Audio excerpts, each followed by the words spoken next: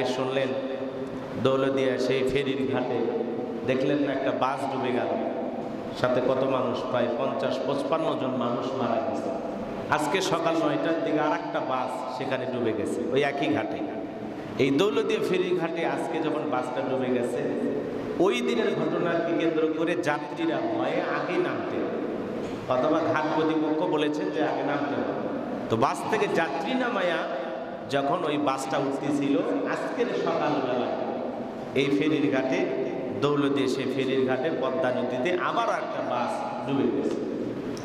হতাহতের তেমন ঘটনা আমরা এখন পর্যন্ত জানতে পাইনি। বেশ কিছু চ্যানেলে নিউজটা প্রচার করা হয়েছে, পরবর্তীতে জানা যাবে হয়তো বাসের ড্রাইভার বা হেল্পার 2-1 জন থাকতে পারে। তো এই যে হতাহতের ঘটনাগুলো ঘটে, এই ফেরিগুলোতে চতুর সাইড দিয়ে রড বা এসএস পাইপ কোনো কিছু দিয়ে থামানোর মতো, আটকানোর মতো যে একটা পরিবেশ তৈরি করা হয়, তাহলে বারবার যেতে বাস ডুবে যাওয়ার যে ঘটনাগুলো ঘটে এগুলো আর ঘটবে না। এগুলো ঘটলে আমরা অনেক সময় কষ্ট পাই, সারা দেশে ফলাও করে নিউজগুলো প্রচার করে, এতে মানুষ কষ্ট পায় যে আর এইভাবে বাস ডুবে মানুষগুলো মারা যাচ্ছে। তো এই জন্য আল্লাহ যেন এই সমস্ত দুর্ঘটনার হাত থেকে আমাদের প্রিয় মাতৃভূমির সকল মানুষকে আল্লাহ যেন হেফাজত করেন। সকলে বলো না আমিন। আরেকটু জোরে বলো না আমিন। তো আমি যে কথা বলতে চাচ্ছিলাম, আনুগত্যের বিষয়ে আমরা আলোচনা করছিলাম।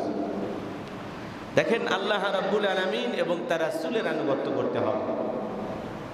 আমি গত জুমায় আপনাদেরকে সূরা নিসা থেকে বেশ কয়েকটা আয়াতে কারিমা তেলাওয়াত করে আলোচনা সামনের দিকে নিয়ে যা বোঝানোর চেষ্টা করছি।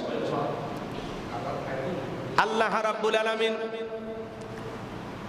পবিত্র কুরআনুল কারীমের সূরা নূরের 54 নম্বর আয়াতে আল্লাহ রাব্বুল আলামিন জানিয়ে দিলেন, কুল আতিউল্লাহ ওয়া আতিউর রাসূল। আল্লাহ রাব্বুল আলামিন বলেন, হে নবী আপনি বলুন আল্লাহর আনুগত্য করো, রাসূলের আনুগত্য করো। এখানে আল্লাহ রাব্বুল আলামিন রাসূলকে বলতেছেন, নবীজি আপনি বলুন, ঈমানদারদেরকে জানায়া দেন, আপনার উম্মতদেরকে জানায়া দেন, তারা যেন আল্লাহ এবং রাসূলের আনুগত্য করে। আল্লাহ রাব্বুল আলামিন তার হাবিবকে বলতেছেন, কুল, হে নবী আপনি বলুন, আতিউল্লাহ ওয়া আতিউর রাসূল। নবী আপনি বলুন, আপনার উম্মতকে জানিয়ে দিন, এই মেসেজটা জানিয়ে দিন, তারা যেন আল্লাহ এবং রাসূলের আনুগত্য করে। এরপরে আল্লাহ রাব্বুল আলামিন জানিয়ে দিলেন, ফাইন তাওয়াল্লাউ ফাইন্নামা আলাইহি মা হুম্মিলা ওয়া আলাইকুম মা হুম্মিলতুম। নবীজি আপনি তাদেরকে জানায়া দিন, তারা যদি মুখ ফিরায়া নেয় তাহলে তার উপরে অর্পিত দায়িত্ব সেই ব্যাপারে। নবীজি আপনি তাদেরকে জানিয়ে দিন, তারা যদি আপনার এই দাওয়াত থেকে মুখ ফিরাইয়া নেয়, তারা যদি মুখ ফিরিয়ে নেয়, তবে তার উপরে অর্পিত দায়িত্বের জন্য তারাই দায়ী থাকবে। এজন্য আল্লাহ তাআলা তার হাবিবকে বলতেছেন যে আপনার উপরে অর্পিত দায়িত্ব আপনি তাদেরকে জানায় দেন। কিন্তু তারা যদি আপনার কাছ থেকে মুখ ফিরাইয়া নেয়, তারা যদি সেটা গ্রহণ না করে, তাহলে আপনার কোনো সমস্যা নেই। আল্লাহ রাব্বুল আলামিন কত সুন্দর করে জানিয়ে দিলেন। এরপরে আল্লাহ রাব্বুল আলামিন আরো বলতেছেন, তোমরা যদি তার আনুগত্য করো এবং সৎ পথ পাও। আমরা যদি রাসূল আকরাম সাল্লাল্লাহু আলাইহি ওয়াসাল্লামের আনুগত্য করি, এই জন্য আল্লাহ রাব্বুল আলামিন বলেন, ওয়া ইন তুতিউহু তাহতাদু। তোমরা যদি আল্লাহ রাসূলের আনুগত্য করো, আল্লাহ কাছ থেকে মুখ ফেরায় নিলেন, রাসূলের কাছ থেকে মুখ ফেরায় নিলেন, এতে লস টাকা, ক্ষতি টাকা, আপনার আমার ক্ষতি হবে।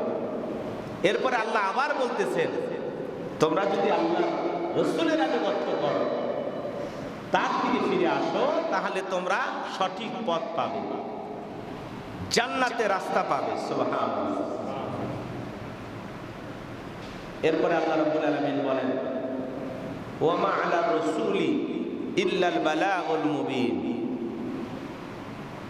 রাসূল আপনার দায়িত্ব শুধু স্পষ্টভাবে পৌঁছিয়ে দেওয়া, আপনার কাজ মানুষকে স্পষ্টভাবে জানিয়ে দেয়া। কাউকে পিটানোর দরকার নাই, ধমক দেওয়ার দরকার নাই, গালি দেওয়ার দরকার নাই। আপনার কাজ হলো আপনি মানুষকে স্পষ্টভাবে জানায়া দেবেন, পৌঁছায় দেবেন আপনাকে যে দায়িত্ব দেওয়া হয়েছে। গভীর মনোযোগ দিয়ে কথাগুলো শুনবেন। আল্লাহ রাসূল আপনাকে আমাকে স্পষ্ট জানিয়ে দিয়েছেন, সব কিছু খুলে খুলে বলেছেন। দিনের আলো যেমন পরিষ্কার, পরিষ্কারভাবে রাসূল কারীম সাল্লাল্লাহু আলাইহি সাল্লাম আপনাকে আমাকে সব জানিয়ে দিয়েছেন। রাসূল কেমন পরিষ্কার জানিয়ে দিয়েছেন? রাসূল আকরাম সাল্লাল্লাহু আলাইহি সাল্লামের 9 জন বিবি ছিলেন। রাসূল তার স্ত্রীদেরকে বলতেন, আমি তোমাদের সাথে যে আচরণ করি, তোমাদের সাথে যে ব্যবহার করি, তা তোমরা গোপন করো না, আমার উম্মতদেরকে জানিয়ে দাও। সুবহানাল্লাহ। আমি ঘরের ভিতরে তোমাদের সাথে যে আচরণ করি, যে ব্যবহার করি, সেটাও আমার উম্মতকে তোমরা জানিয়ে দাও। কেমন নবী ছিলেন! আম্মা জান আয়েশা থেকে হাদিস আসছে,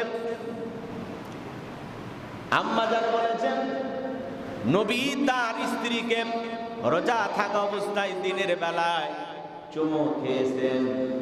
এই কথা রাসূল আকরাম সাল্লাল্লাহু আলাইহি সাল্লামের স্ত্রী আম্মা জান আয়েশা বলেছেন। আয়েশার বড় নাম হলো আসমা।